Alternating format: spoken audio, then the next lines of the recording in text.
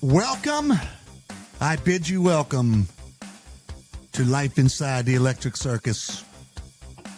Shout out to Wasp, represent. Great album from the late 80s. No? You're saying no? I'm not disagreeing with you. I'm just saying that I do not share your infatuation with Wasp. Nobody does. I do, however. I know you do. And I appreciate that. Chris Holmes, I do appreciate him as a human being.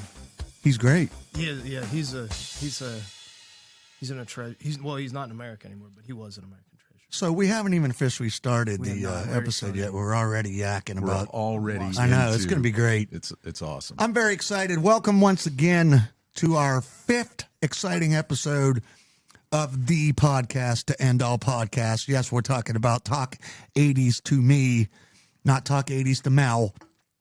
That sign kind of looks like Mel if you look at it. But it's Talk 80s to Mel. I sent the last video to your friend Mel. Oh, yeah, when I offended her. You said you did not know a Mel, so I sent it to your friend Mel. Great. I think she just ran me off the road. Everybody knows a Mel. Okay, but do you know like a male Mel? I do, my neighbor. I do not know a male Mel. Mel. Hey, I'm Steve Barrett, everybody. I'm the host of this insanity. Thank you. Appreciate that. To my left, as always, the guy, the man, the myth, the legend, the sound guy, the IT guy, the camera guy, The nerd, the guy who's never late, don't start that. the guy who never blows off the podcast ever, right, Adam? You do not pay me enough for this. I know, right? Ladies and gentlemen, please welcome Ben McMillan once again. Thanks, Steve. Are you officially the producer? It depends on how successful the show gets. If it's successful, then yes. That's a solid If it's a big stinker, then I had nothing to do with it. It's all me. Who's the director then? In that case, is there a director? Let's just blame Steve. Yeah. You're the Everything's Baba my Booey. fault. You're the Baba Booey of the operation. You've seen the show, right? There's no direction, so I don't think we have a director. I think it's great. To my right, first, I'd like to reintroduce everyone from episode 1. He's a madman, and he's awesome. His name is Adam Joad, everybody. Say hello to Adam Joad. Hello. Hi, Adam. How you doing? And beside Adam Joad is a first-timer here, a Talk 80s to me virgin, if you will. We're going to break it tonight, break the cherry, and we welcome him aboard. Good friend of mine. We've been friends for quite some time. He shares my love of 80s metal. He's also a kick-ass guitar player, as is Adam, by the way. And so we got a couple of badass guitar players, and we got a guy also here who plays the skin flute really well. And You just triggered me. Triggered. Ladies and gentlemen, please say hello to the first time, my good friend, Mr. Jonathan Kilmek, everybody. Thank you. It is truly my honor to be here. This is like sacred ground just looking around right now. Well, oh, wow. Yeah, it truly is. And actually, I thought we were going to watch 80s movies tonight. Oh, wow. I thought that was That's what we do? Yeah, I brought popcorn and beer and, I thought we were going to, So. Well, I apologize for that. But that's okay. This is going to be fun anyway. It's going to be fun because we're going to do something fun tonight. But first, before we get to that, I just wanted to say, so when we posted the first episode on Facebook, and then your daughter posted, John or Dad, you should do this, and I went, yes, he should. And so we had a little bit of issues trying to get you up here. Crazy, everybody's got busy, nutty lives. And we had a situation last week. We had a guest that was supposed to be here tonight. Shout out to Ryan Baker, who is sick. Ron, I can beat you in wiffle ball. There's that. I heard he had a date. Yeah. No, actually, he had a date with the doctor because apparently he sent us a message saying that he lost his voice and he's got some problems with his lungs. So we wish him a speedy recovery, and we'll definitely get his ass back up here when we get the chance to talk about 80s WWF and professional wrestling. That'll be a fun show. So shout out to him. But yeah, so I just want to say tonight is going to be kind of like a hodgepodge of stuff. I was thinking about how fun it would be to talk about some weird, crazy, off the wall news stories that happened in the greatest decade of all time. That's not an opinion, that's a fact. And Ben hates it when I say that. I do.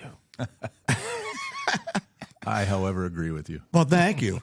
It's awesome because the guy who's completely responsible for all of this hates the 80s. I shouldn't say he hates I it. don't hate them. I just hate the part that you like. Okay.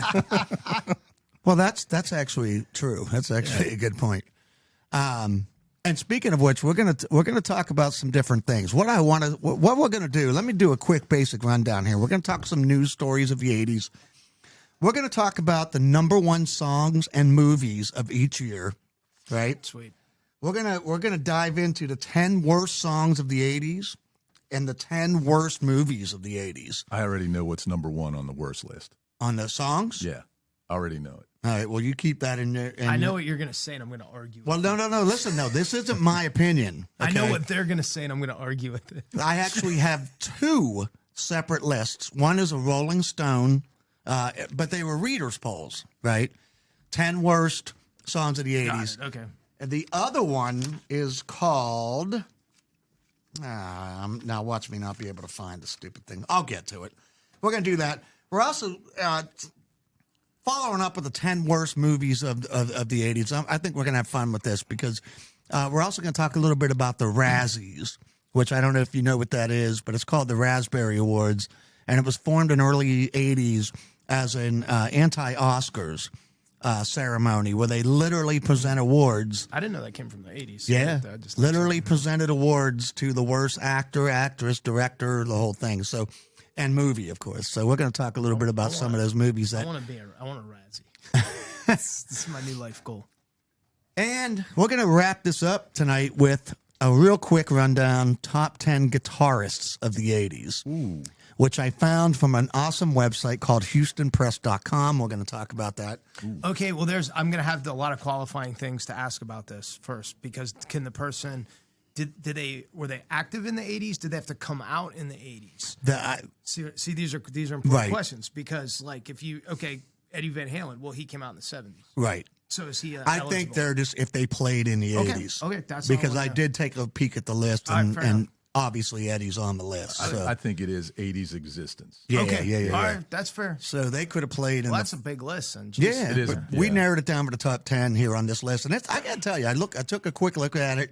I already forgot because I'm old and feeble-minded, and and I also wanted at some point too when we're talking about that, talk about this book that Jon Kilmek bought with him. Awesome book called The Decade That Rocked. It's a photo book from a guy who seen it all and documented it all through his camera, and it's pretty amazing stuff. So, and then we're going to end the show with a dad joke, and I got a good one this week. You're going to love it.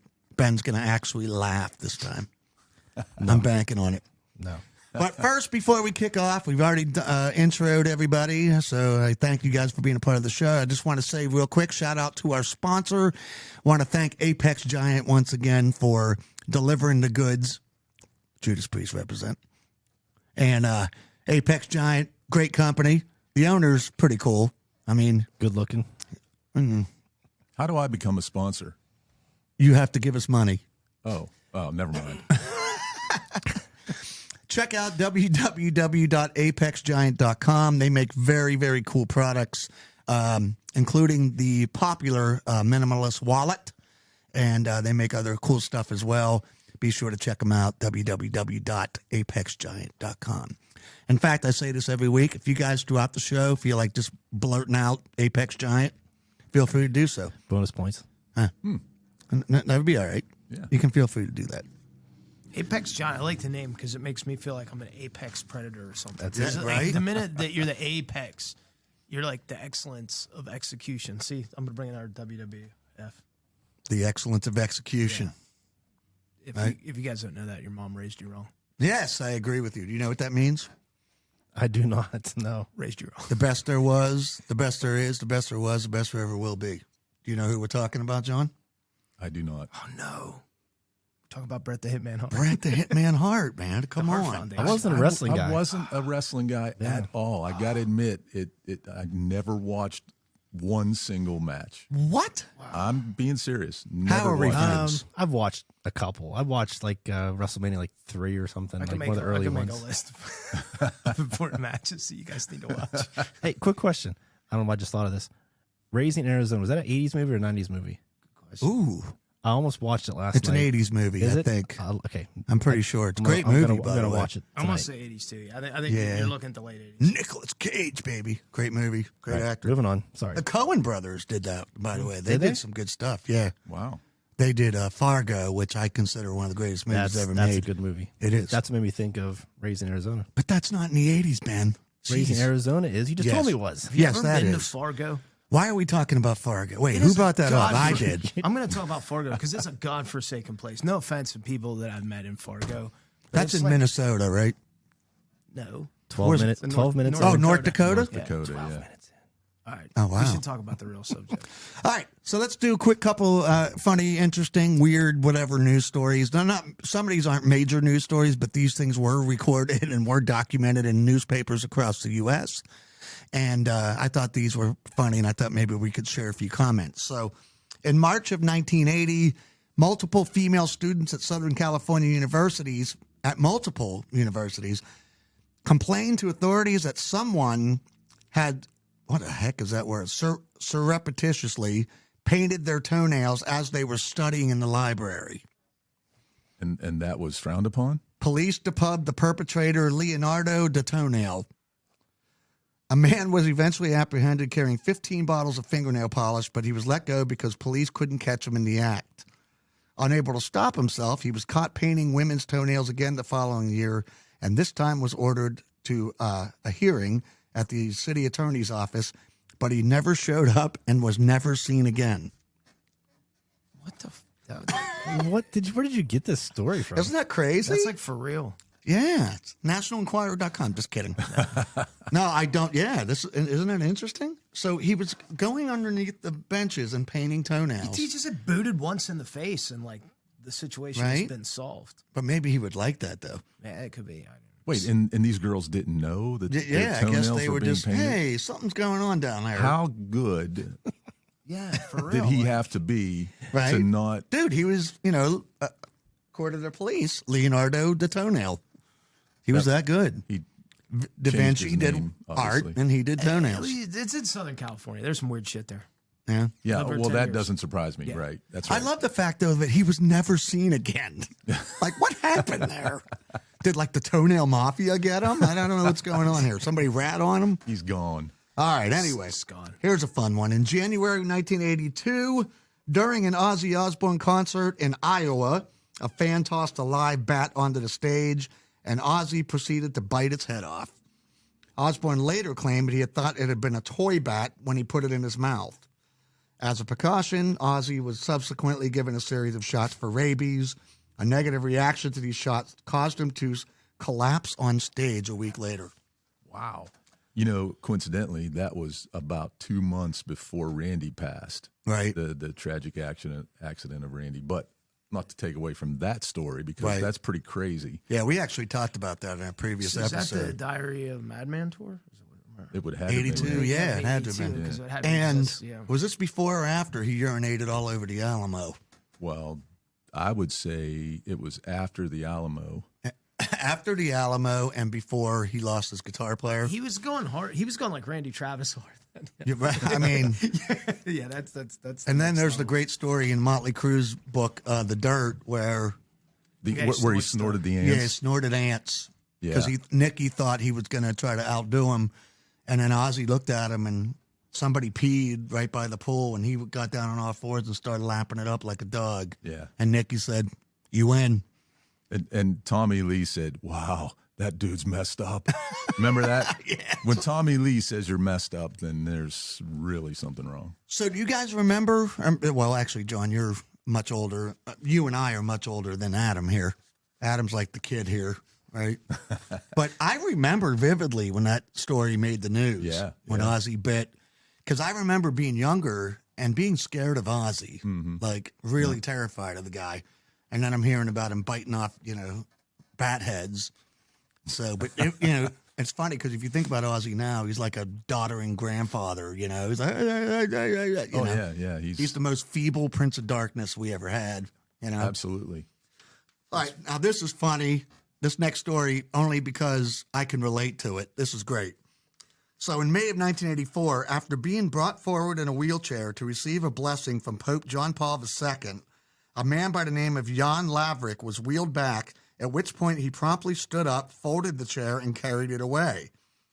It must be a miracle, someone in the crowd gasped. However, Lavrik later explained that it wasn't a miracle. He was fully able-bodied. He had just sat down in a wheelchair because it was the only seat left in the Vatican's audience chamber, and he had been too embarrassed to say anything when a Swiss guard unexpectedly wheeled him forward. That's amazing. I like that guy. Right? I mean, I think there's people in Walmart. You shouldn't like be in a wheelchair if you're not really needing one. That's all I'm saying. That's terrible. Go to Walmart. This is an epidemic. I would never use a wheelchair to get in the front row of a great rock show. That's all I'm saying. You guys have heard that story? He's already told it on the show before. Yeah. You guys already heard that. You guys know it, right, John? Yeah. Okay, moving on. I thought this was weird. In September 84, researcher Larry Rogers of California announced that he had stumbled upon a formula using a mixture of bacteria and grain wastes that could make wheat bulletproof. He said that in tests, the wheat had stopped a bullet from an M16 rifle. The hardened wheat could also serve as a building material, but still made a tasty noodle. For real? Yeah, and he got a patent for it, but I don't know. It doesn't have a follow-up like.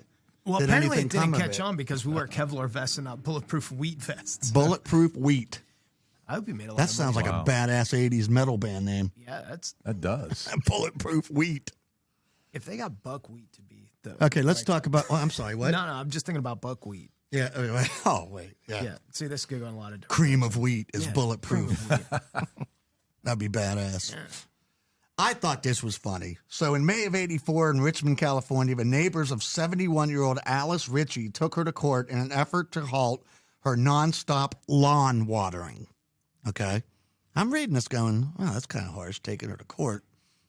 Ritchie had been watering her lawn every day, all day, rain or shine, for over a year, using over 20,000 gallons of water each day. Her yard had turned into a swamp, and the runoff was damaging all the foundations of all the neighboring homes and causing algae to grow on all of their driveways. The court ordered a flow restrictor put on her water line, limiting her to 500 gallons a day. Ritchie never explained why she felt a need to water her lawn so much. I feel that these stories are like what California is like Florida is now. Yeah, right? Because now when you see something, Every one of these do seem to be coming from California. That's what I'm saying. Yep. Like, In January 85, the women of the Thurlow family, now it doesn't say where this is from, proved they were serious fans of the TV show St. Elsewhere. Remember that show? Anybody? vaguely. Do remember Kinda. it. Yeah, I'd never watched. Even as their house caught fire and started burning around them, they remained parked in front of the TV set watching the latest episode through the haze of smoke, unwilling to miss a single moment. The firefighters had to drag them away. As soon as the fire was extinguished, the women rushed back into the house and were able to catch the final 10 minutes. Well, it's before streaming, so I feel they're Kind of get it, yeah. I mean, If MacGyver was on, and the Fall house Guy. was on fire. Fall Guy. Fall Guy, Yeah. greatest American hero. Oh yeah, you had to watch them when they were on. Yeah, absolutely. There was no Yeah, you can pausing or anything like that. So I can relate. Here's I don't relate that it's St. Elsewhere because I disagree with their choice of. Yeah. I think definitely. that's a silly. If they had better taste, I would say. I could totally see giving up my life for a good show or a movie. I mean, I'm 54. I mean, what do I have to live for anymore? But I could see that. That was depressing. Yeah, Steve, come on, man. Here's one of my favorite shows. Brighten up a bit. I'm sorry. Here's good news. I turned 55 in 6 weeks. Yay! We're going to celebrate. Happy birthday, Steve. Great. In February 1985, Soviet production of a live-action film about Bambi had to be halted when 3 of the deer who were playing Bambi and his friends mysteriously disappeared. It turned out they had been stolen, then butchered and served as the main course at a birthday celebration. Fuck yeah, Putin ate him. The culprits were sent to a labor camp as punishment for their crime. Oh no, Bev's not going to watch this one now. The headline it reads, "Drunken Russians eat Bambi." Oh no! If that's not the greatest freaking sweet, headline in a newspaper you've ever read. If you ever watch any of those like weird sports on like YouTube or Instagram, it's always in Russia. Yeah. They Oh, always yeah. have like some crazy shit. So we're going from Yeah. Florida to California now to Russia. To Russia. Right. All right. Man drowns at a party full of lifeguards. July of 1985. Jerome Moody drowned while attending a pool party in which over 100 certified New Orleans lifeguards were celebrating a summer season without any drownings. Moody, who had been drinking heavily, fell in the pool at the end of the party just as the lifeguards were ordering everyone out. By the time anyone noticed him, it was too late. Damn, I thought that was interesting. that sucks. Irony. That was in New Orleans. What it said Louisiana, right? Yeah. So that wasn't California. All right, a couple other things I thought were interesting. Creepy Blue Lagoon. Everyone's favorite romantic movie in the 80s was about two teenage cousins. The movie Blue Lagoon. It was a movie based on a classic love story featuring naked teenage cousins, Brooke Shield and Christopher Atkins, who are marooned on an island and left to work out their budding sexuality. All right, while hang caring on. for their... Naked teens. Like, isn't this already Megan's Law shit? Aren't we already like stepping It's into the like 80s, a weird? man. Oh, all right, we didn't still have that stuff back all right, then. Some weird stuff. Today it's called Naked and Afraid. Yeah. This. And there's always Sorry, I didn't different interrupt you. actors. Here's the crazy thing. Brooke Shields is naked in that movie. And according to this news story, she was 14 years old at the time it was how does filmed. that happen? Right? Wow, never realized it. I wasn't allowed to watch that movie, so I never saw it. There wasn't much of an outcry, it says here, from the public at the time. It's crazy. I never So- saw That it. is crazy. 14 years old. I mean, Yeah. if that happened today, there'd be people thrown in jail. Oh, my gosh. It would be on the news. And I totally wouldn't watch it. No. Absolutely. That would be wrong. Wasn't I'm it being just serious. creepy to think about watching it now? You're like, oh yeah, the chick's 14. But Like, I you're did not watch the gonna know. movie when it came out. It was in all the theaters. I mean, it was, not a big deal to see it. But I don't think at the time the public knew that she was only 14 when they Yeah, filmed probably not. it. Crazy. Insane. They didn't make that public knowledge either. Right.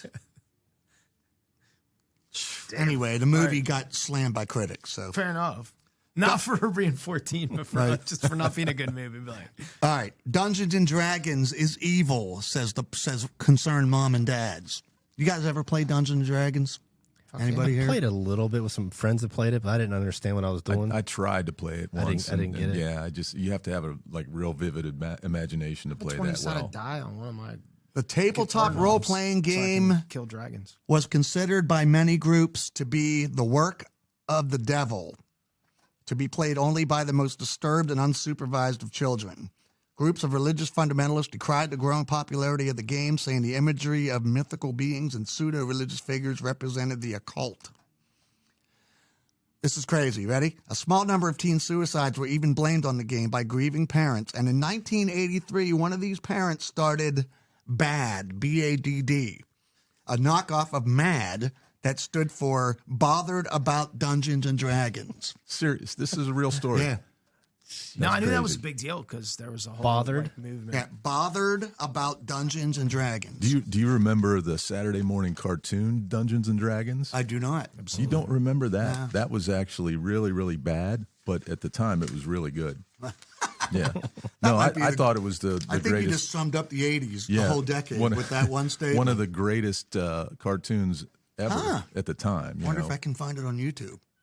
I actually acquired some of the episodes and I started watching them, and I'm going, why did I even waste time watching this? Was it back on then? Netflix too? It was on somewhere recently. I remember seeing it. Yeah, Either Amazon Prime or Netflix. So you're saying then that, like, by watching a cartoon, you voluntarily welcomed, like, the devil in your house? Well, that's how I started into heavy metal. oh, well, see, it all that- ties in. Yeah, that absolutely started it. You right there. Satanist. If anybody that really plays Dungeons and Dragons seriously, and there are people, the TV show has nothing to do with that. Like, Oh, okay. I mean, very little. Like, So- except they might take like some like all the different people were like all characters Right. that you could be, but like in terms of that, like representing like. What So the you're game not was. worshiping Satan when you're watching a cartoon, just when you're playing the board No, game? that's a whole separate thing. Okay. If you're worshiping Satan, All right. that's a whole different. And my last story here I want to share with you guys today, the Cabbage Patch Kids riots. See, you could just stop there. Right? The Do I Cabbage even need to Patch say Kids anything? riots. Does anybody remember the Cabbage Patch Kids? Damn. Oh, yeah, of Yes. course. Oh my God, they were the ugliest, but They're ugliest. growing in the garden, Cabbage Patch Kids. The Cabbage Patch riots were a series of violent customer outbursts at several retail stores in the U.S. in the fall and winter of '83. That year, Cabbage Patch Kids had been released for sale in the U.S., causing a tremendous demand for the product. Most stores at the time typically only stocked between 200 and 500 of the dolls, yet with thousands of customers surging the store, attempting to obtain one of the dolls, many fought with other customers in order to obtain one of them. The holiday season of '83 saw several violent occurrences in such major retail stores as Sears, JCPenney, Ward's, and Macy's. In smaller retail stores, such as Kmart, retailers attempted to control crowds by handing out purchase tickets for the first several hundred customers, leaving hundreds, if not thousands, empty-handed after standing in line for hours. Reports of violence included hitting, shoveling, trampling, as well as some customers attacking others with weapons such as baseball bats in order to get the Cabbage Patch Kid. By 1984, with more supply of the dolls and demand dropping, violence declined. I was going to read about this. Coke tried to sell us new Coke, but nobody cares. Any comment about the Cabbage Patch Kids? I remember when it happened. Yeah. And seeing it on the news with all the violence and people just storming into these department stores trying to get. It was crazy. Yeah. I remember the news footage. It was I think my mom was one of them, actually. Okay. I love this, by the way. So in the 80s, one of the big things that was happening was you were allowed to smoke on airplanes. Yeah, these kids are soft now. They even had little ashtrays in the armrests. Yeah. Well, yeah. They had little ashtrays in the armrests. While it was all great news for smokers, those left in the quote-unquote non-smoking section couldn't really avoid getting caught up in the smog, especially on longer flights. So this is crazy. By 1990, smoking was banned on nearly all domestic flights, although you could still light up on many international airlines. Fun fact, even after the 1990 ban, pilots were still allowed to smoke in the cockpit so they wouldn't experience nicotine withdrawal while flying. You don't listen. I'm as a person who has recently quit chewing, you don't want your pilots to be going through. Can you imagine? Withdrawal. No, we gotta land this thing. You know? I want them to be evened out as possible. I'd be cool with them doing, dope. As long as they stayed mellowed out. Well, it depends what kind of dope. There's a lot of weird marijuana, meth head, right? Yeah, that would be different. But then Quaaludes. you get there real slow though. You used to be able to smoke in hospitals also. Oh yeah. I love watching on Netflix. They have a lot of like the old or Hulu and all of them. Yeah. A lot of the older shows, and it's shocking to see. Have you ever seen some of the old tobacco commercials? Oh yeah, like they're one, good for you. Yeah, like one cigarette is more healthier than another. Than two cigarettes. Well, just because, one brand is healthier than another. 4 out of 5 doctors recommend Winston. It has less tar and you can less live cancer. You can live longer if you smoke this cigarette. And by live longer back then, you could live until you're 50. Yeah. We need to bring that stuff back, man. Thin the herd. Let's do it. Cigarettes? Thin the herd. It's all about thinning the herd. All those commercials that are like stuff like that. Too many dumb people living on this planet right now. Man. Yeah. Or some, what was that one game? It was like lawn darts. Was that in the 80s? yeah. That was 80s, yeah. Bring that back. They were created to thin the herd. There's no doubt about it, man. Bring it all back, man. Absolutely.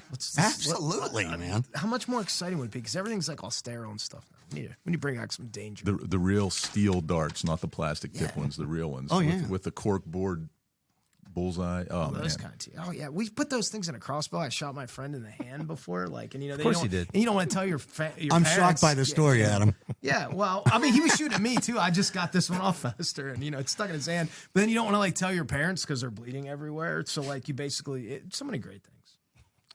Yeah. And we go from lawn darts to this one. The 80s was also famous for the Super Bowl Shuffle. Oh. Does anybody remember that? Do you want to know one of my favorite claim to fames is? That Jim McMahon follows me on Twitter. Nice. It doesn't matter what I've ever accomplished in my life. Sure. The first thing that I was excited about was Jim McMahon. You guys know Jim McMahon, right? You familiar with that name, Yeah, Ben? it makes me very excited. Famous. He was social media before social media was cool. He was on everything.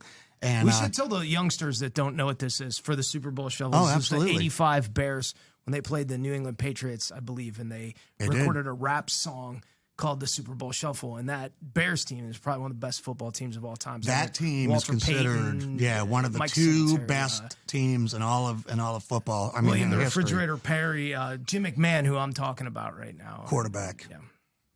Not a great quarterback, by the way, talent-wise. Oh, sorry. He is, no, what I meant to say, not a great, an awesomely great quarterback. You know what I'm saying? Okay, I was trying to add more superlatives. Okay. I couldn't hear you when you're talking that. 46-10, the Bears beat the Patriots. And, but here's what's crazy. They also put out a video, right? And the song became a huge hit and was even nominated for a Grammy for Best Rhythm and Blues Performance by a duo or group. That might be a little... Must have been a slow year. Yeah, it must have been a bad year for rhythm and blues. Actually, Jim McMahon reposts it pretty regularly on Twitter, which is pretty amazing. And if you follow him in the Iron Cheek, it's all you need to do on Twitter. Just remember, folks, we're not here to cause no scuffle. We're just here to do the Super Bowl Shuffle. Obviously. Amazing. We don't have to talk about a lot of these, but there's some things I also want. John Lennon on December 8, 1980, assassinated in New York City. Worldwide outpouring of grief and tribute follows it. Mark David Chapman later pleads guilty and is sentenced to 20 years to life in prison. January 20th, 1981, Ronald Reagan becomes the 40th president of the U.S. Just a few months later, he survives an assassination attempt by John Hinckley Jr. That was a crazy year. Reagan is credited with bringing an end to the Cold War. No, that was Rocky when he beat Ivan yes. Drago. You know That's what? how the Cold War. None of your fake news. How did they get that Steve. wrong? How did they get that? I'm really going to have to check my facts. None of your fake news. We'll question your Rocky sources. won the Cold War, and David Hasselhoff knocked over the Berlin Wall. I'll never forget when, even though not a single Russian in that arena could speak English, they all chanted Rocky, Rocky, Rocky. At the end of it, and that is what brought down the wall. And he said, "If we can change, people can change. We all can change." I mean, if you're going to kill Apollo Creed, who's pretty much the greatest boxer of all time, then you have to at least win the Cold War. I must break you.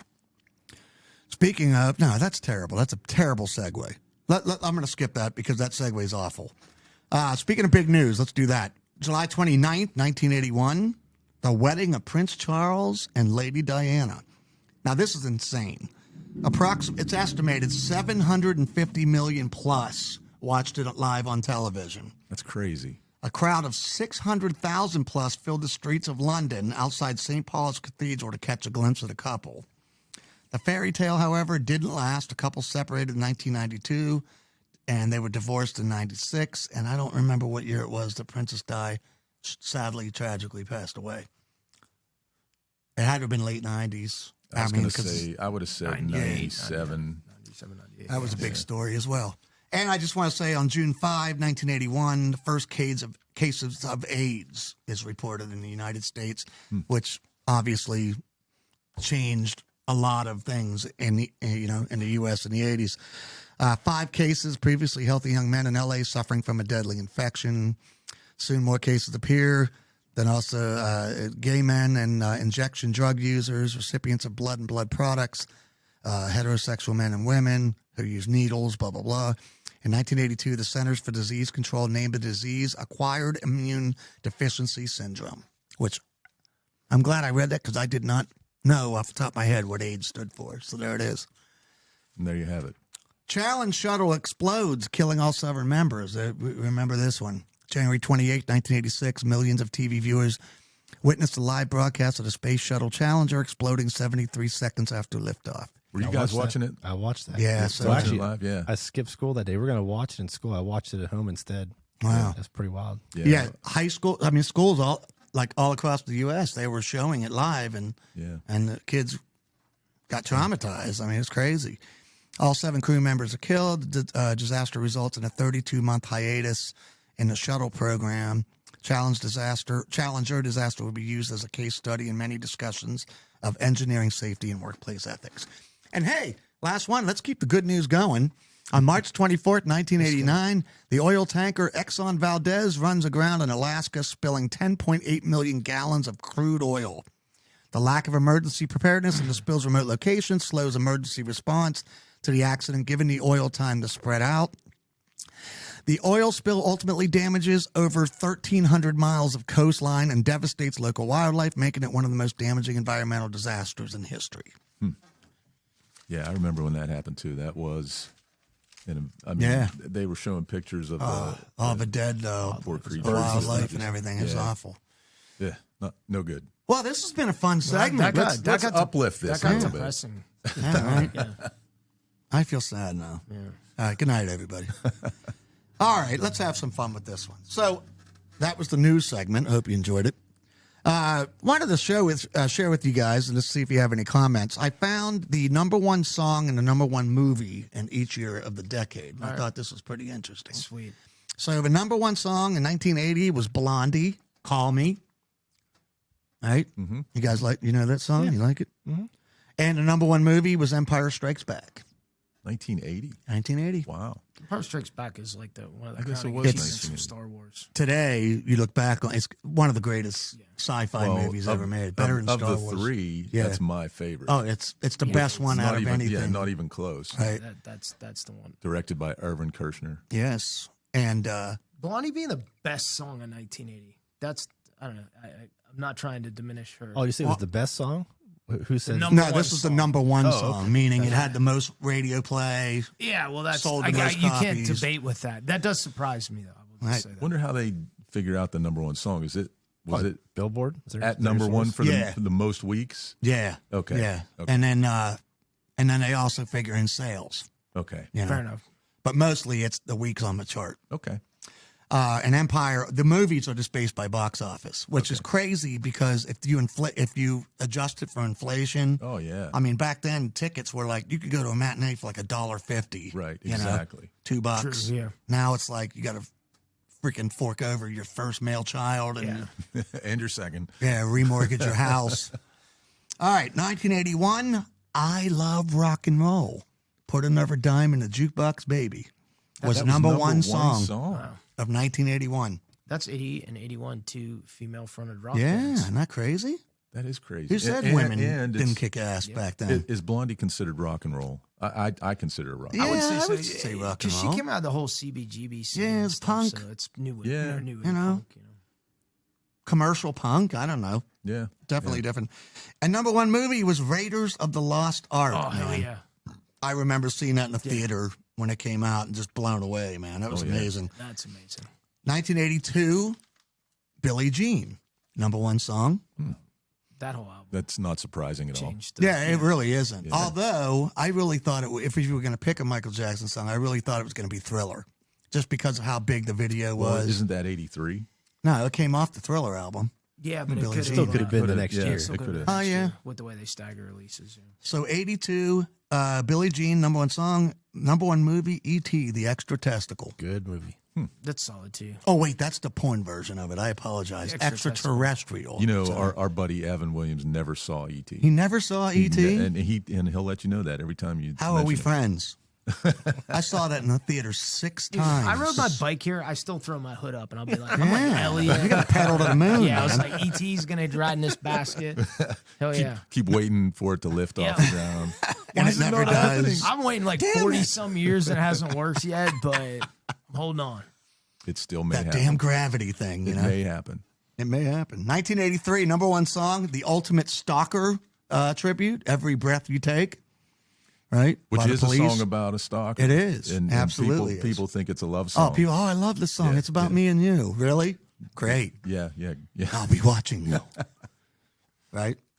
I always thought that was a creepy song. I thought it was a good song, but I thought it was creepy. I like that whole album, the Synchronicity. Yeah. I really did. I listened to every song on that, and I loved it. That was a good album. Yep. Isn't that the Don't Stand So Close to Me? Isn't that on there? No, that's the one before. This is the one with like King of Pain. Okay. And of course that one. The song Well, I do remember Synchronicity being huge for them. Synchronicity 1 and 2, yeah. 1984. Oh, wait, I didn't tell you the movie. 1983 was Every Breath You Take. And the movie, Return of the Jedi. I don't think it's a surprise there. I actually did not like Return of the Jedi. I thought there were too many of those damn Ewoks in it. Well, it got all muppety puppety. They really commercialized. Yeah, made it cute and funny and furry and fuzzy. Yeah. But they did make a lot of money. Oh yeah. So that's all that counts. They're better than like Jar Jar Binks was when they tried. Right. That was the worst. That dude needed cut. And I will say one thing about Jedi, Carrie Fisher's bikini. Oh, absolutely. Yeah. Yeah. I thought about that a lot in my bathroom after the movie came out. Yeah, I used to come out to Debbie Reynolds. That's her mom. Oh, yeah? So I used to have a song. It used to be one of her intro music, and no one got it. Debbie Reynolds. Carrie Fisher's mom. Mm-hmm. Yeah. Interesting. Well, you always have interesting stuff. My brain's a terrible place. 1984, top song. I don't think this will surprise anybody. When Doves Cry. No, I'm surprised. Number one song of 84? Number one song of 84. Really? Mm-hmm. Boom, boom, bop, boom, boom. Oh, wait, that's copyrighted. I apologize. Yeah, we can edit that out. Are you allowed to even say it? Yeah. Prince's estate won't even let Morris Day use the name Morris Day in the Times, so they will definitely sue you. Oh, yeah, absolutely. So When Doves Cry, number one movie in 1984, Beverly Hills Cop, Axel Foley. Mm-hmm. Number one movie in the country. Good movie. That's what Eddie Murphy, he had like a super hot streak there. Not that Eddie Murphy's not just epically awesome all around. See, that's what makes the 80s great, because even the movies and songs that you didn't really like are still good. They're still good. You know, I mean, today when there's a movie you don't like, it's horrible. It's a terrible movie. And think about the soundtrack, too, for Beverly Hills Cop. I mean, every song, I think, was a hit. The 80s soundtracks in general. Yeah, I was watching on huge Vivo the other day. You can pick 80s soundtracks specifically to like movies, and if you just look at the videos and some of them off there, I mean, think about look at Footloose soundtrack. I mean, there's just so many incredible ones. Think about this. Ridiculous. The number one song was When Doves Cry, which was on the soundtrack for the movie, right? Purple Rain, and Beverly Hills Cop had The Heat Is On, Axel. Even the instrumental was a huge hit. The Axel F. Right? No, we can't do it. I was going to make the sound and tell you. Yeah, we can't do it. No. No. Yep. And then the Pointer Sisters had a Neutron Dance, I think it was called. That note was copyrighted. Yeah. Yes. Cannot play that note on your Casio keyboard. Oh, remember that game show, Name That Tune? Yeah. Yeah, I don't know how they would have gotten away with that. I can name today. that in two notes, and they would go bum, bum, bum. Oh, I know that. There it is. That was pretty good, Steve. Okay, number 85 was a bad year, apparently, for songs and movies. I'm already looking at it, and you're so wrong about because the number one song in 1985 was freaking Money for Nothing. Yeah, that song's amazing. And Mark Knopfler would be on the top list of guitar players from that decade. Terrible singer. No, you're wrong. No, Wasp. All right. I wasn't a fan of the song. So Money for Nothing, terrible song. It's all chopped up now. We got the movies. We got the refrigerator. The tone he has at the beginning of that song. No, nobody can match that tone and that guitar sound or play that. That's great. Well I'm talking about his voice. He played it on a Les Paul too, because everybody associates him with Strats, and that was a Les Paul to me. And he's a terrible singer. Sting did the background vocals for it and the intro. It's true. Yeah. I want my. Oh wait, we can't do that. I got to keep that. Steve, you're wrong. Money for Nothing. As bad as you sing, you're probably okay. Yeah. Yeah, they're not going to catch that. Money for Nothing, and the number one movie, Out of Africa, with Robert Redford and Meryl Streep, a love story. Never saw it. Never saw it. It sounds like something I wouldn't want to see. I mean, I like Robert Redford. I remember my mom and dad going on a date and going to see that movie. Your dad and was I went, pissed yep. That's where he had to go. I went, yep, I'm not ever seeing that one. 1986, number one song, Walk This Way. The Run DMC? Yes. Oh, the Run DMC. Run DMC and Aerosmith. Okay. Yeah. That's pretty big at that time. It was. Combining those two genres like that. That was never done before. That was pretty huge. Rock and rap coming together, man. I think that was really the impetus of it. Did I use that word correctly? I don't even know. I didn't understand. Okay, it. well, let's pretend that I sounded cool. The impetus of it. It sounded good to me. Genesis. Cool. You guys think it sounded good? Yeah, I think it's absolutely. Walk This Way, number one song, and it did break a lot of barriers. I have mixed feelings about that. Really? What are they? Well, it's kind of like there's a lot of things about mixing rap with things I don't like. Oh yeah. And there's some things that I think are cool. Like that was a cool collaboration, but. I mean, it was well done. It was very well produced. Yeah, Steve Tyler was both great on bands. so many drugs. I'm a fan of Run DMC, and I am a fan of Aerosmith too. So, and I think it's cool because a lot of people got to rediscover Aerosmith. Right, who were kind of struggling with that. And by the way, I was kidding about Steven Tyler being on drugs. Don't sue me. He was always on drugs, wasn't he?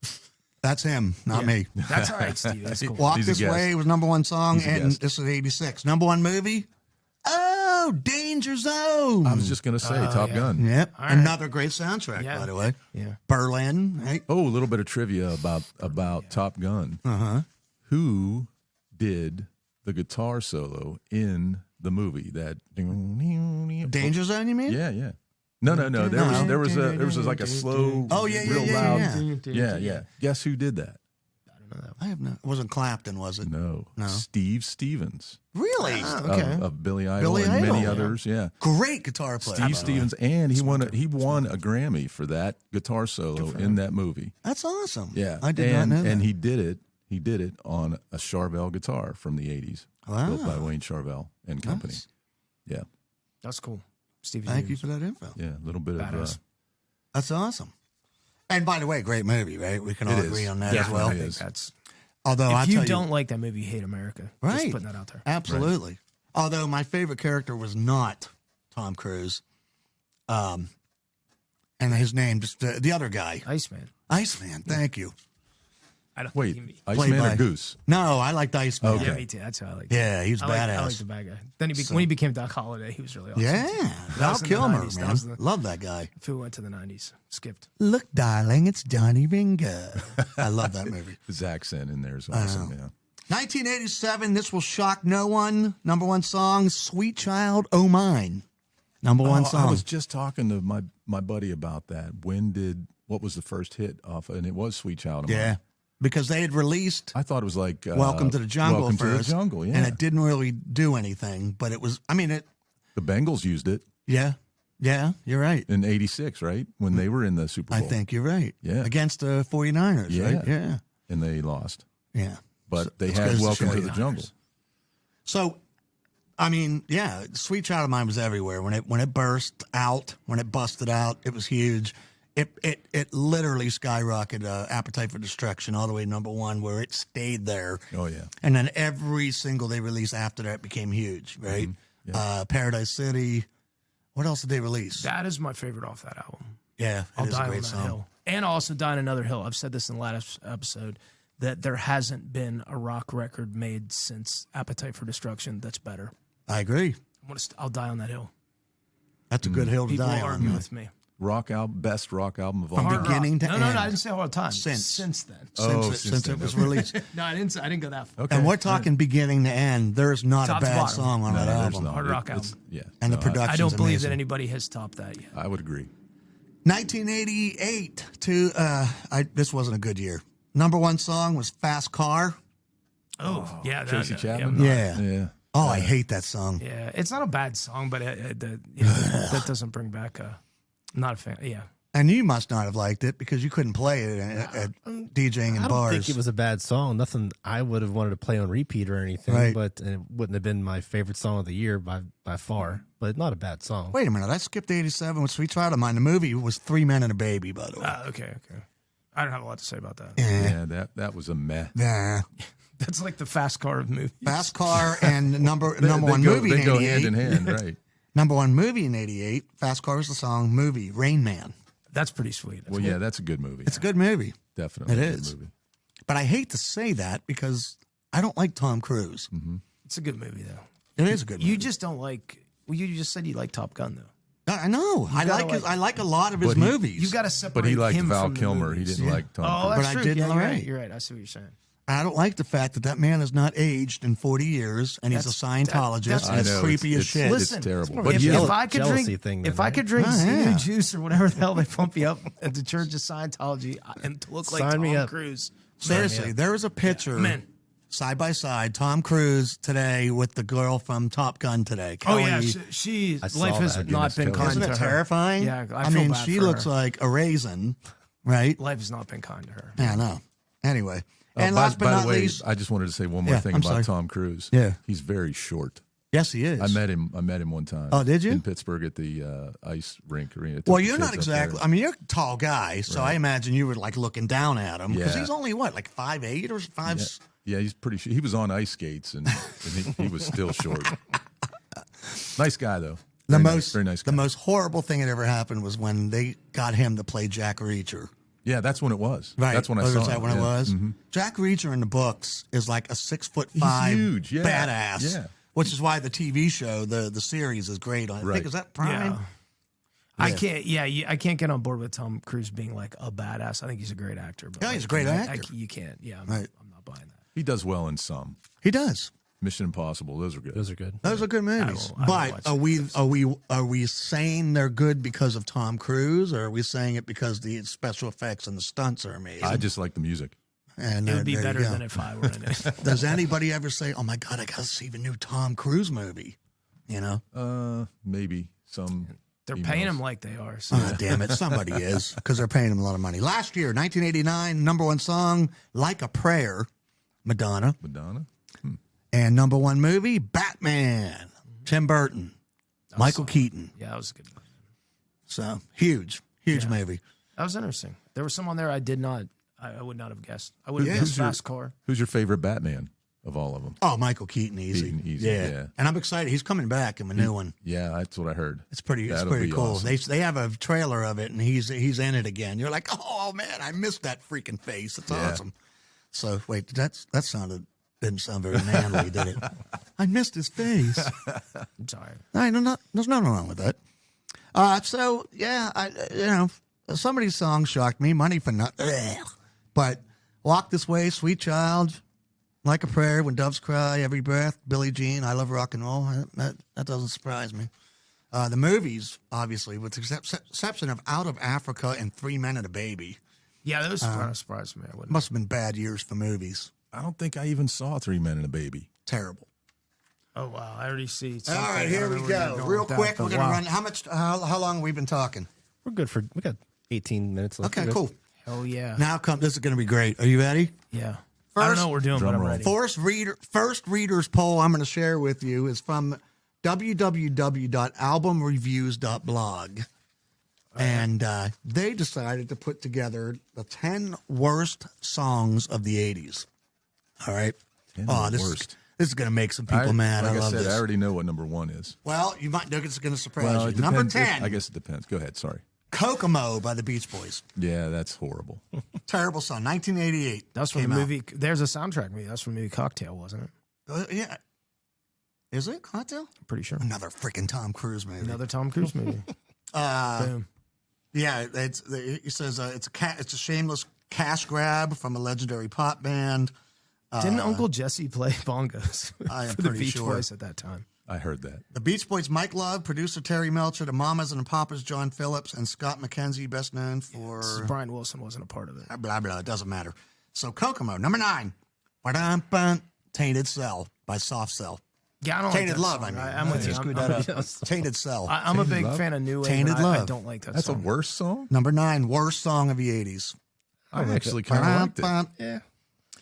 Let me see here. I'm okay with that. I didn't know this. Gloria Jones' song began as an obscure 1965 B-side. I didn't know it was a cover, but became very popular in British clubs in the 70s. Synth-pop duo Soft Cell covered the song in 81. It's a much-loved tune, easily the most controversial inclusion on the list, but it's always grated on our nerves. Combination of the repetitive backing track and the sleazy lead vocals always made it a tough listen.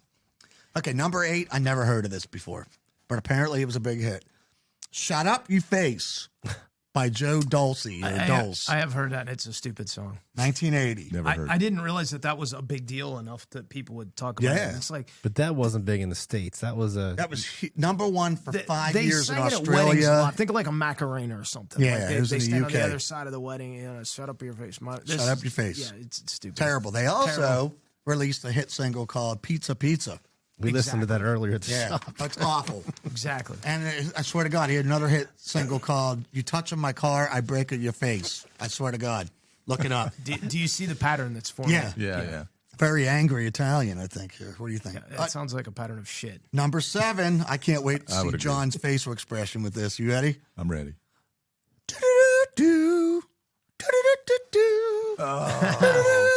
Final countdown. The final The freaking final countdown Do you by wanna hear- Europe. So our one buddy Jake, he used to work sound at a place called the Grove in Anaheim, and he was the monitor man for whoever went through. and he was doing it for the band Europe, and that's how they started their thing. Really? And he texted me immediately. He goes, "Where are you going to go after this?" I was like, he's not wrong. Like, do you just play it again later? Wait, they opened with that song? That's what he said. Yeah, wow. He said they did a whole thing because it's a very epic opener. Oh, absolutely. Great. If yeah, you were a band that had a hugely deeper epic. discography, But when you don't have any other hits, that's kind of weird that you're playing that. They had Carrie. They had Carrie. They had what the Cherokee. They have a couple of Cherokee. Yeah, I forgot Cherokee. about that awful song. There wouldn't be a lot of places to go. Carrie was a schmaltzy ballad, right? Yeah. Yeah. Was Cherokee a ballad too? No. It was about the migration of the natives. All I remember is southern I don't know that states all the way all up I to- remember in the '80s was wanting to throat punch that Joey Tempest. Yeah. He was way too pretty, man. him and his perm. Yeah. Yeah, I just wanted to. annoyed the crap out of me. Yeah. It's based around a drum machine or something. Okay. Number 6 surprised me. The Lady in Red by Chris de Burgh. Yeah, I don't like that song. Again, that was a soundtrack song. That's like a wedding. Do you have to DJ that at like every wedding? For years, that was a pretty popular song. Not anymore. Not much anymore. No. You don't hear about it any. I'd say last 10 years, it's kind of disappeared. Yeah. It's good. There was a movie called The Woman in Red. Let's let that one die. It's whatever. Yeah. Terrible, terrible song, I thought, too. 86, that came out. 88, I'm so excited. Girl, you know it's true. Oh, Milli Vanilli. Oh, Millie. Yep. How big was that for you, Ben? I wasn't DJing in the 80s. What are you? Oh, yes, you were. I wasn't. Aren't you like 70? I never played that song in my life. Oh, really? No. I didn't know they were from Europe. They shot the Infamy in '89 when a they were technical German. glitch revealed that Fab Morvan and Rob Pilatus I wish my name was Fab. were lip syncing their live performance. You can change it now. Motley Crue, take note. You know that's what gets me because today there are so many bands that are doing the lip syncing and they're doing It's a sore subject here, man. There's background vocals that are piped in. There's guitar parts that are. Just a lot of it. This I'm not seems to saying come up in just about every episode at one point. I'm not A lot of 100%. people right now. All right. I'm not 100% against it. I'm just saying that those guys were persecuted for doing that, and I'm like, everybody does it today. Yeah. I'm against it if you can't do it. If you're doing it to enhance something you're already really good at and it adds to something else to the Yes. show, I agree. that's fine. I But agree, if you're hiding something that you can't do, then that's kind of weird to me. Motley Crue. Excuse me. Well, Vince is singing himself. If there's any question, watch his live right. performances. Some of the background vocals for a lot of those, like the big backing vocals in the '80s in the metal songs were they were huge vocals, and you can't just do that with one guy singing behind right. it. So it has to be something else has to come in to make it right, Well, but I am a fan of live music. Don't get me Right. wrong. I love live. Well, Blackie performances. Lawless says that he flat out uses backing vocal tracks because his biggest albums, they were more of like an orchestra, like the Crimson Idol, Right.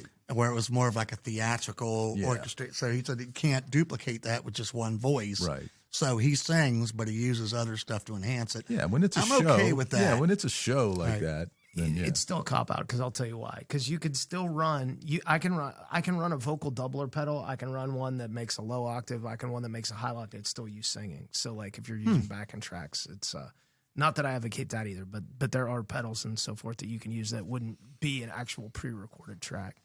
But So you're okay. You're okay with electronically altered your voice. It depends. But Here's where the line is. There's a fine line because if you could also run pitch correction off that stuff, Right, And I don't, which I hate. and I don't like that. yeah, I hate that. Yeah, so I don't do that, for the record. But I mean, if somebody did it to get like that kind of effect, like you're talking, like a layered vocal effect for an orchestral kind of arrangement, I can understand that. But all I was saying is that you can do it without a backing track. Well, there's a great guy named Eddie Trunk.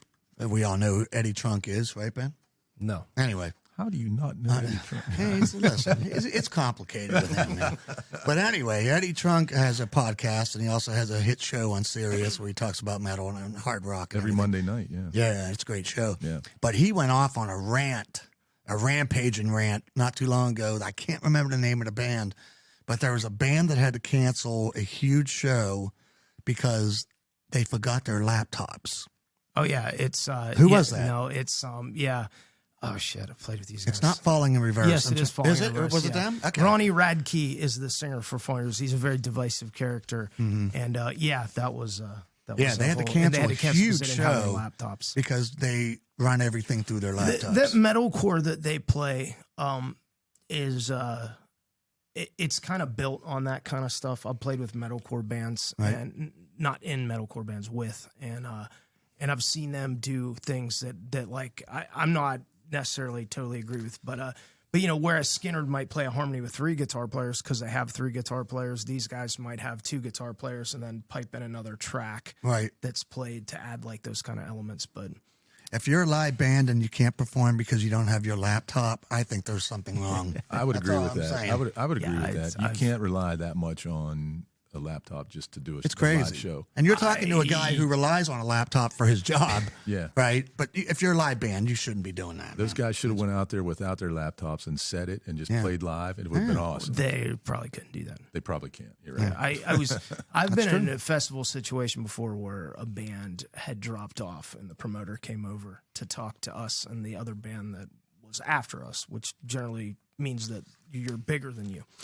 And he looked at both of us. He was like, hey, if you do like 3 more songs and you do like 3 more songs, then it would like kind of cover the space, so that they can progress. I'm like, yeah, it's not a big deal. They looked like a deer in the headlights because their whole set already mapped out. was all programmed in off the click, everything, all their beats. They couldn't add a song to the set without reprogramming everything. So they had to decline to add a song, which I know them and I make fun of them unmercifully for not being able to do that because I was like, it's ridiculous. That's insane. And I do have to say, all the time. That's a major festival. I think that's where the direction of music is going now. You know what I mean? I hate to say it. Right? It's there, man. Number 4, We Are the World. Oh, shit. I have that on vinyl at home.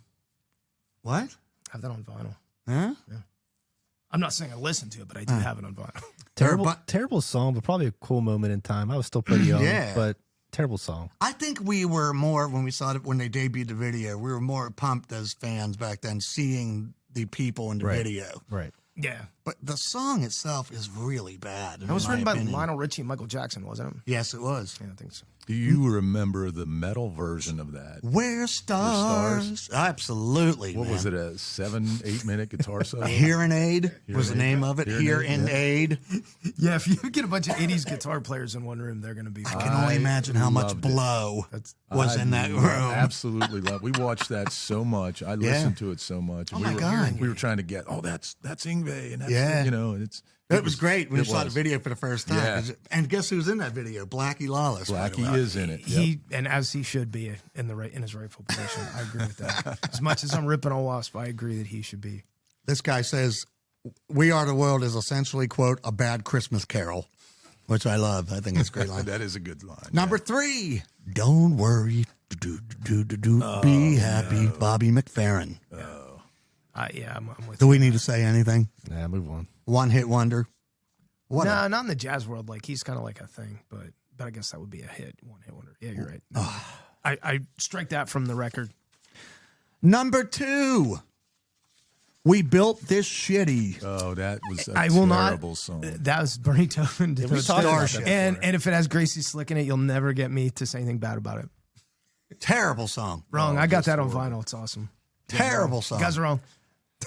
And what was the singer's name? Mickey. Catchy, what was his name? He was terrible. Yeah, he was kind of a late comer to the he brought the operation. badness to the band.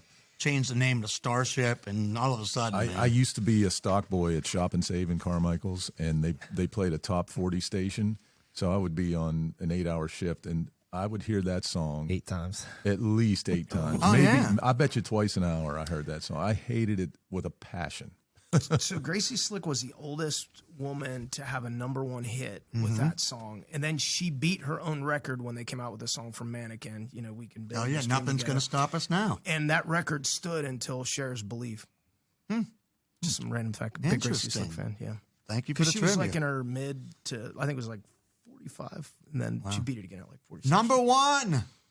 I love this. Dancing in the Street by David Bowie and Mick Jagger. Oh, Yeah, that that's bad. video. The The video video is incredible. It's It's embarrassing. ridiculous, but And David Bowie God rest his soul, man. Yeah. But he had to have taken that one with him to the grave, going, "Why did I do that?" No, Bowie owned it, man. Oh my God! And have you guys seen the video that's popping around where they take the song out of it or the instruments And the guy out? adds his own sound effects. That I'm is telling you, that is the best. You have to Google that. I after the show. laughed so hard. And Yeah, everybody should watch that. a buddy of mine just sent me 2 more, by the way, by the same guy. He did, I think, so "Start good. Me Up" with the Rolling Stones, and they're playing on like the Fisher Price guitars and stuff. It's the funniest thing you'll ever see. And then Journey, "Separate Ways." Yeah. And that's a great one too, because there's no music in it. Did you see the parody on the? It was the video of Back to the Future when they were when Marty was playing his guitar Right. at the prom or Right. that dance. He was playing his guitar, so some guy took out all of the audio of the guitars, and he put in what Marty was actually playing in that video, yeah. and it's like It's not even awful. close. It's not even close. He's like, "Ding, ding, ding," and it was like totally off from what the melody of the song was. It's awful. It was way off. I'll have to watch that. But it was funny. It was really funny. So I did not know that "Dancing in the Street" was a cover of a '60s Motown classic. That sounds like it was. It definitely is a cover. The video that they made, the infamous video of them dancing in the street, was actually recorded for broadcast at Live Aid. And Oh wow, jeez, they really Listen to put them. that out there. listen to this. Co-penned by Marvin Gaye. That's crazy because the song is terrible. Van Halen covered that too. Did they? Dancing in the streets, yeah. I didn't know that. Or maybe I did and I forgot it. It's good. All right, real quick, we're going to whiz through these. I know we're running out of time. Rolling Stone Readers Poll. Number 10, Rick Astley, "Never Gonna Give You Up." I agree with that. Number 9, Taco, "Putting on the Ritz." Putting on the Ritz? I don't know that song. I stand that. Oh, yeah. know that I song. stand by that one. I remember that. I'm into it. Number 8, Tony Basil, "Mickey." That's the That's one that I annoying. was thinking. Yeah. That's annoying. Wait, what is that? This is Rolling Stone's Readers Poll. Worst song. It's just Worst 10 worst songs of the 80s. Okay, so The first one was another one. Yeah, I'm just whizzing through these. okay. Number 7, Bobby McFerrin, "Don't Worry, Be Happy." That's a That's double. Universal. Number 6, Falco, "Rock Me Amadeus." I hated that song. It's that Europop stuff. Did you play that, Ben? When you? I didn't hate the song though. I didn't hate it. I didn't either. very but, annoying. But when he sang the verse during the verse, when he was doing, Yeah. It's a bad It's one. like in German too. so Yeah, you don't know what it's he's It's like really he had strange. Tourette's. It's like yeah, yeah. it's like a seizure in another language.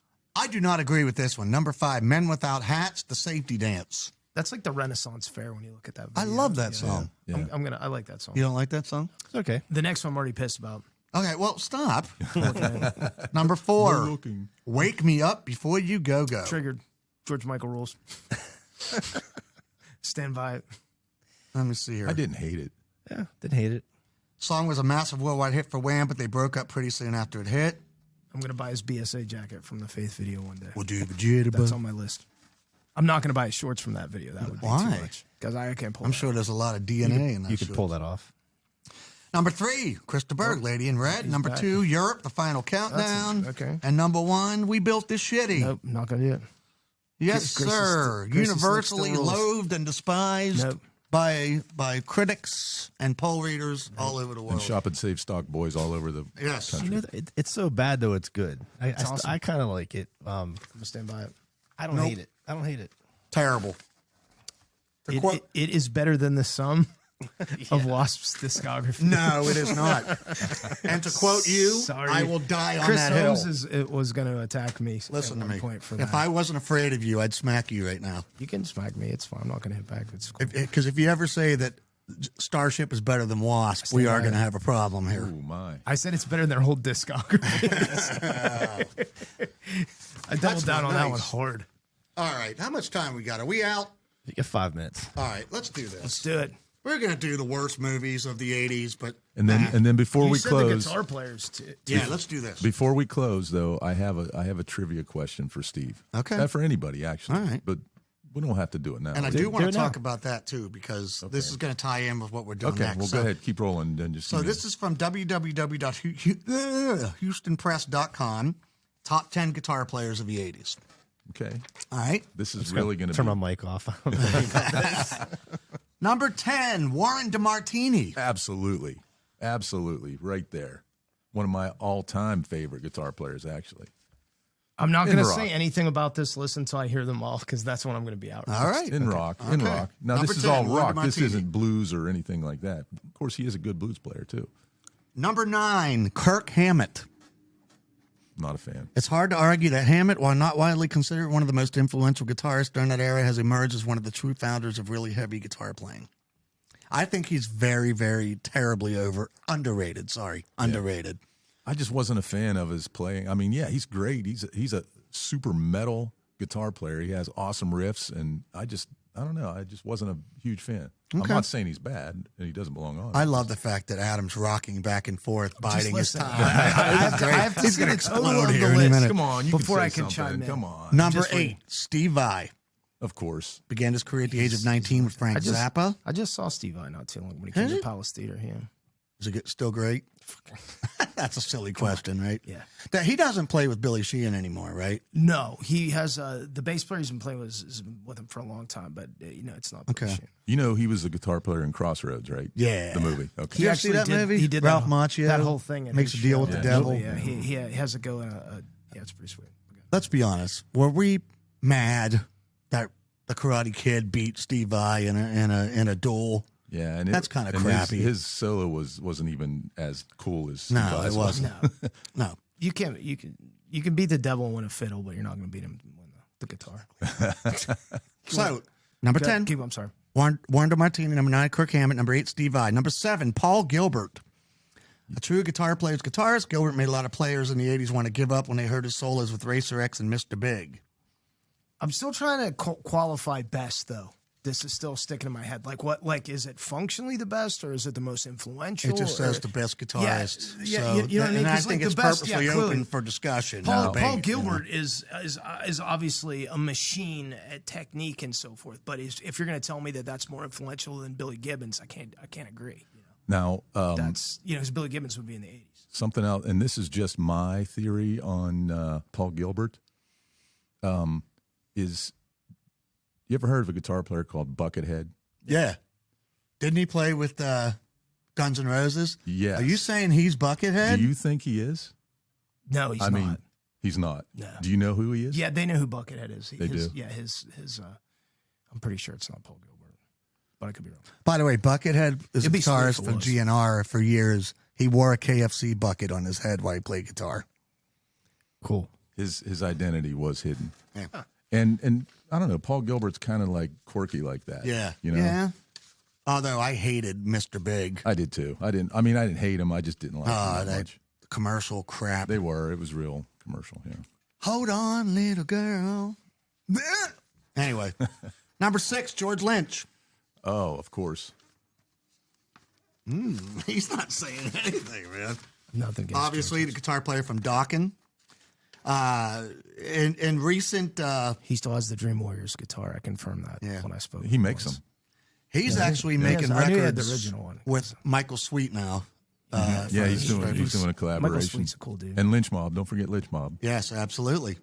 Very talented guy. Love the fact that he and Don Dokken hated each other all those years. I mean, they could not get along, But man. they get along now. Yeah, They it's do. weird. Yeah. Number 5, Yngwie. Yngwie. Yngwie Yes. Malmsteen. Yeah, I don't know what you could say about it. Classically influenced style of shredding changed the game in the 80s. I mean, he didn't have a lot of success, huge mainstream success, but he's completely changed the game. Influential player, yeah. Yeah, absolutely. Number 4, Slash. I still see Izzy Stradlin's the secret sauce of. Number 3, Joe Satriani. Oh, of course. Yes. Yeah. Who's better, him or Steve Vai? Actually, Steve Vai took lessons off of Joe Satriani. Really? Yeah, at one time, yeah. I didn't know that. That's like asking if a Lamborghini or like a Ferrari's better. Yeah. Right. Yeah, that's, they're both- you can't really say Yeah. best. They're both just so like amazingly talented and good. Okay. Number 2, Randy Rhoads. Oh, of course. It's fair. It's hard to imagine what a guy like Rhoads could have accomplished had he lived past the age of 25, man. That's insane. Yeah, and he was only with Ozzy like not even 2 years, I don't think. He was with him long enough to bang Sharon, though. Yeah, well, that's a terrible story. I didn't know that. Yeah. That was back when Sharon weighed like 350 pounds, too. So, oh, really? Yeah. Well, Randy only weighed like 80. Yeah. And he was short, too, man. He was a little guy. He was a dwarf. Yeah. Wait, am I allowed to say dwarf? Is that No, you triggered me. Why are you looking at me? politically correct? I don't know. You're the one who's I'm supposed to know. I'm 5'9". Don't look at me like that. I'm asking like from a supposed to know. producer point of view. Am I allowed to say dwarf without offending anyone? And No. I was just going to say, Randy had really small hands too, because when you when you see pictures of him doing like a 4-fret stretch on he's like really stretching to do that 4 frets, and like normal. How can you be that good with little hands? He was just that good. Yeah. He was that talented and that amazing, and will be forever missed for sure. Great guy, man. I mean, great musician. He actually played with Quiet Riot too back in the early days. Yeah, he was with Quiet Riot longer than he was with Ozzy. And those early Quiet Riot records are really good, by the way. Yep. Released in Japan. You look like you're going to say something. No, I'm still thinking about this. This And list number is one. bothering him. Yeah, there's still some things that are just. It's because I don't know how to qualify things Right. on the list. And I got That's- to be honest, I purposely did that. That's because I cool wanted some because conversation. and before you get discussion. to the first one, but let's just see, because there's obviously not enough room and there's a lot of oversights already. So is there era of the 80s, or did they also play in the 80s? Because if not, like like I said, you have Billy Gibbons, you have Jimmy Page, you have Richie Blackmore, you have I would agree with that. Yeah. Mark Knopfler, you have like so many, you have Brian May.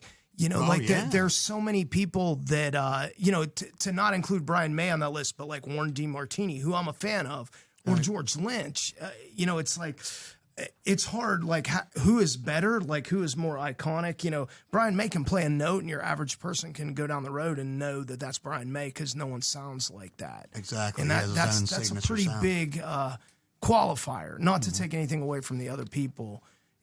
But does that put him on a list of like with, and then you got like, Joe Walsh even, or I think that list is restricted to like hair bands. and if it is, I have nothing to say. Well, I it think isn't. it It is. I isn't think it though, is. because That Kirk makes Hammett, sense, yeah. Steve Vai.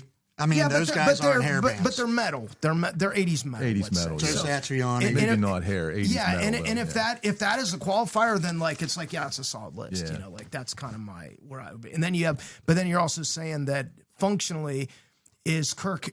I mean, technically, Dave Mustaine is a better quote player than Kirk Hammett, but he's not as influential in his Right. body of work. So which is more?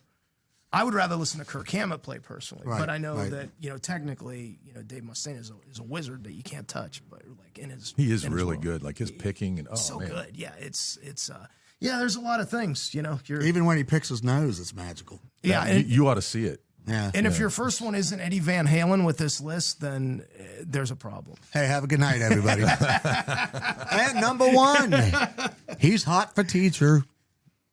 He's Eddie Van Halen. Yeah, well, I mean, with that list, it has to be Right. That's absolutely. Invented the concept of shredder guitar, and the entire Sunset Strip metal scene of the 80s would be built on the foundation that Van Halen built. So I don't think we need to discuss that anymore, other than to say, I think I'd be hard-pressed that no matter what your criteria is to determine this, Eddie Van Halen's got to be at the top of every list, right? I mean, you're talking talent, Say that. you're talking influence, you're talking great It's music. all there. It's all there. I mean, I don't Yeah, know it's- who it's you could like the- argue if you're doing the whole thing. Yeah, the you're whole- saying the you've whole got the picture. body of work, the technique. It's Yeah. all yeah. The package, the way that he performed live, and the types Yeah. of songs that he did, and Yeah, that'd be tough. Yeah. too. his outreach to many people, and all that stuff. And he got One to bang package. Valerie Bertinelli when she was hot. This is true. She Pretty does. She amazing. does cooking shows now, and they're pretty good. yeah. She was on One Day at a Time. Ooh, I spent a lot of time in was the on One bathroom Day at watching a that show too.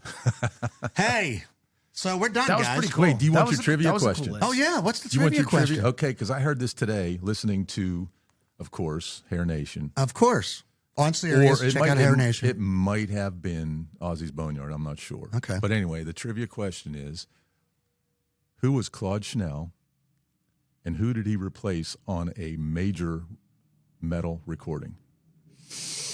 Okay, I can tell you who he was. No, I'm sorry. Who replaced him on a major metal recording. I can tell you who he was. I can tell you the instrument he played, and I can tell you who he played for.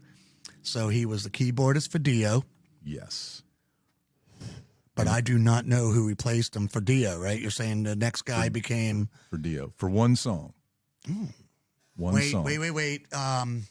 So be for Rainbow in the Dark is the yes. most. Yeah. You have to the most iconic keyboard song. The most iconic keyboard in Dio's encyclopedia has to be that. You'll never guess who replaced him or who played. Who played. It's not Jan Johansson, is it? No. He was the keyboard player for Yngwie who could match Yngwie note for note on his guitar. On his keys, right? Yeah, on his keys. It was the most insane thing I've ever seen in my Yngwie will life never live. agree that anybody can match him. I know, absolutely not. Listen, I saw him live in Pittsburgh one time. He was doing a solo, and during the solo, the singer at the time was Jeff Scott Soto, and he's awesome singer. He's standing on the side of the stage watching him, and he's clapping, and you could see him on the stage. Yngwie, while playing, walks all the way over to him, kicks him, and screams at him to get off the stage while he's playing his solo. Yes, that's what I like to hear. And Soto looks at him, looks at the crowd, and he's like, and he turns around dejected, like a kid that got caught in the candy, hand in a candy jar. Yngwie's off the stage. Don't take Yngwie's moment from him. Well, guys, we have come to the end. So I didn't give you the keyboard. Oh yeah. Wait, who was it? I'm sorry. Right after this commercial. No, I need to know now. We need to know now. For Apex packs. The person that played keyboards on Rainbow in the Dark was Ronnie James Dio. Ronnie did. Oh, wow, okay. That's interesting. Yeah. I did not know that. I didn't either. That's why I had to say something. That's amazing. Yeah. That would be amazing if I was Dio and you had to hire a keyboard player because the most iconic keyboard thing in your discography would be like, I played that. Yeah. I would never Right? let the keyboard player forget. Can you? That's amazing. Who's the most metal band you can think of that still has a keyboard? It would have to be Dio. Right. Right? Yeah. I mean, I can't think of anybody. Yeah, I couldn't either. I was thinking that All those today. like weird European symphonic metals have it. Yeah. Those aren't very metal to me. They got a lot of those weird bands. like It's like Nightwish, Dragon and things. Force and all Dragon. that. Yeah. I don't. Some of that's. I'm not a fan of that I think stuff. we're too old for that. Yeah. I don't know. It's operatic. Actually, no, those guys are like the same age. Yeah. I take that back. Nightwish is older than me. Wait a minute, take it back. So. Well, guys, I hope you had a good time tonight. This is awesome. Yeah, and I do want to talk about that book real quick. Just bring it over here, 30 seconds. We're going to talk about this. You can check it out. Buy it on Amazon. I think I saw it last time. But it's called The Decade That Rocked. The photography of Mark Wise Guy Weiss. I think that's how you pronounce his last name. Yes, Mark Weiss. He was the it guy to take pictures of every crazy band that performed. I don't think just in the 80s. I think he also did, right? 70s and 80s and 90s? He started, he was solely 80s? In the very late 70s. Okay. And this is like Cinderella's story. He was a kid like us, and he was going to all these concerts, and he went and he was like cutting grass or something to get money to go buy a camera. He bought his first camera and was just taking pictures from the crowd. Right. And he ended up taking them to, I forget who he took them to, and he showed him these pictures, and they're like, hey, why don't you go take pictures of Motley Crue for us? And he's like, what? Right. Like, what? You know? Wow. So, and he ended up literally every major band in the 80s. And they would call him. They were like, hey, we're going on a tour. You need to be our guy. All these guys know him. Yeah. Eddie Trunk knows him. All the metal guys. I mean, it was just, and it's amazing book. It's a real And he thick has some book. amazing stories to tell. And there's some incredible photos in that book because it's all there, man. Yeah. That's great. You gotta And check it my out. daughter Jade bought this for me. So. Oh, awesome. That's awesome. Yeah. It's a great book. Now, did she read it? I mean, does she like 80s music? Maddie does. Maddie does. Yeah, Maddie loves 80s. Okay. She wears the T-shirts and everything. And Maddie's how old? She is, oh no. She was We're born in gonna 96. What's her birthday? We're going to edit this 96. out. Yeah, you better edit that out, man. I'm telling you right now. What's her middle name? Hey, which kid's your favorite? What's her social security number? No. That was at 56 minutes. Yeah, in. okay. Well, it's 7:30, Mark. We're going to cut that When out. I put my hand up. There we go. But yeah, it's a great book. Check it out. There's also another book called Nothing But a Good Time. It's a great 80s book as well that chronicles really the excess, the partying, the sleaze, the danger of the drugs, the alcohol, the girls. You should check that out as well. Nothing But a Good Time. I want to thank our sponsor once again. You guys didn't say it. Well, he did. Apex. I did. But Apex Giant. Yeah, because it's the apex of giants, not Yes. just a giant. Apex Giant. Apex Giant. It's not a beta giant. It's an apex. www.apexgiant.com. Great company. Everything made in the USA. They got great warranties. awesome products that you really should check out, including their awesome and very popular minimalist wallet. So check it out. Cool. Hey, before we go, dad joke. Okay, let's hear Go, it. Steve. You ready for this one? I think the last time you were here, Ben ruined it, and so I had to do another ruin one. a bad joke. Yes, you did. I finished your bad You joke. blurted Could it have out, ruined it. and it made me sad. Now, here it is. All right, everybody ready? I'll just turn my mic off now. Why can't you hear a pterodactyl go into the bathroom? I got to give up on that one. I Because have no the idea. P is silent. Oh my God. It's pretty solid. I'm in. And with that, we are out, my friends, my guests, my good buddies here. I want to thank Jon Kilmek. He's laughing. No, I turned your mic off by accident. Sorry. They didn't hear it? Oh, they heard the joke. Oh, they heard the joke. They just didn't get it. Am I still on now? You're still on now. Hey, everybody, thanks for checking us out. Jon Kilmek, Adam Joad, Ben McMillan. I am Steve Barrett. This is Talk 80s to me. Peace out. We'll see you next time. Thank you. Woo! Thanks, Steve.